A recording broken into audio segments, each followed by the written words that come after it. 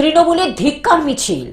কেন্দ্রের বিজেপি সরকার এবং নির্বাচন কমিশন যৌথভাবে এসআইআর এর নামে হয়রানি করছে সাধারণ মানুষকে। বুধবার বিকেলে এমনটাই অভিযোগ তুলে বিজেপি এবং নির্বাচন কমিশনের বিরুদ্ধে মালদার পথে নামলো তৃণমূল। ধিক্কার মিছিল করলো মালদা শহরের বুকে। কেন্দ্রের বিজেপি সরকার এবং তার প্রধানমন্ত্রী মোদীর স্বৈরাচারী মানসিকতা, নির্বাচন কমিশনকে ব্যবহার করে শুধুমাত্র পশ্চিমবঙ্গের ক্ষমতা দখলের লোভে যেভাবে এসআইআর এর নামে মানুষকে হেনস্থা করছেন, হয়রানি করছেন, জোর করে বাঙালিদেরকে রোহিঙ্গা বানিয়ে দেবার চেষ্টা করছেন, বাংলাদেশি বানিয়ে দেবার চেষ্টা করছেন, তার বিরুদ্ধে তৃণমূল কংগ্রেস মাল্লার তারা আজকে ধিক্কার মিছিলের কেন্দ্রীয় সরকারের বিরুদ্ধে, নির্বাচন কমিশনের বিরুদ্ধে ধিক্কার মিছিল, প্রতিবাদ মিছিলের ডাক দিয়েছিল। স্বতঃস্ফূর্তভাবে দুদিনের মিছিলের ডাকে প্রায় হাজার হাজার মানুষ আপনারা দেখেছেন রাস্তায় নেমেছে।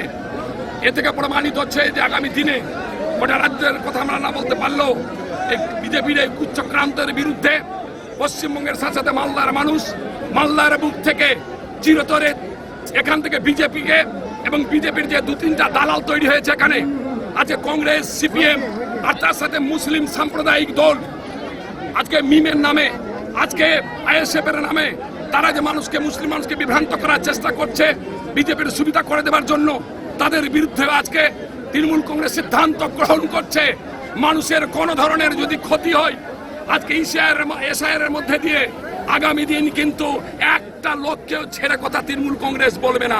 মালদা জেলা তৃণমূল কংগ্রেস কমিটির ডাকে বিশাল মিছিল পরিক্রমা করলো মালদা শহরের বিভিন্ন পথ। নেতৃত্ব দিলেন রাজ্যের মন্ত্রী সাবিনা ইয়াসমিন, মন্ত্রী তাজমুল হোসেন, জেলা তৃণমূল সভাপতি আব্দুর রহিম বক্সি, জেলা তৃণমূলের চেয়ারপারসন চৈতালি ঘোষ সরকার, জেলা তৃণমূলের মুখপাত্র আশিস কুন্ডু, তৃণমূল নেতা কৃষ্ণেন্দু চৌধুরী, গৌতম দাস সহ অন্যান্যরা। একজনও বৈধ ভোটারের নাম বাদ গেলে তারা কাউকেই ছেড়ে কথা বলবেন না। তারা হেন তেন প্রকারে কোনো প্রকারে যেন প্রকৃত ভোটারের নাম বাদ না যায় তার জন্য আমাদের লড়াই চলে যাচ্ছে। এবং যদি কোনো প্রকৃত ভোটারের নাম বাদ যায় তাহলে আমরা কিন্তু তৃণমূল কংগ্রেস ছেড়ে কথা বলবো না। আমরা সুপ্রিম কোর্টের প্রতি আমাদের আস্থা আছে, কিন্তু ইলেকশন কমিশনের প্রতি আমাদের আস্থা নাই, সেটাই আজকে পরিপ্রকাশ ঘটেছে। এবং মনে রাখবেন যে বিজেপি আজকে এসআইআর করে দিয়ে তৃণমূলকে উচ্ছেদ করতে চাইছিল, সেই বিজেপিকে আমি বলতে চাই যে এসআইআর করে সাধারণ মানুষ হেনস্থা হয়েছে, তৃণমূল কংগ্রেস হেনস্থা হয়েছে, তৃণমূল কংগ্রেসকে প্রচুর আন্দোলন করতে হয়েছে, সুপ্রিম কোর্ট অবধি যেতে হয়েছে, কিন্তু আলটিমেট আজকে বিজেপির মুখে ছাই পড়ে গেছে, জামা ঘষে দিয়েছি। আলটিমেট এসআইআর প্রক্রিয়া দিদির নেতৃত্বে, অভিষেক দার নেতৃত্বে এবং সুপ্রিম কোর্টের অর্ডার অনুযায়ী আমরা এসআইআর তৃণমূলের পক্ষে একটি আশীর্বাদ। এবং ভোটে বুঝতে পারবেন যে বিজেপি, আমি তো মনে করি যে 50 কেন মনে হয় 30টাও আসন পাবে কিনা সন্দেহ আছে।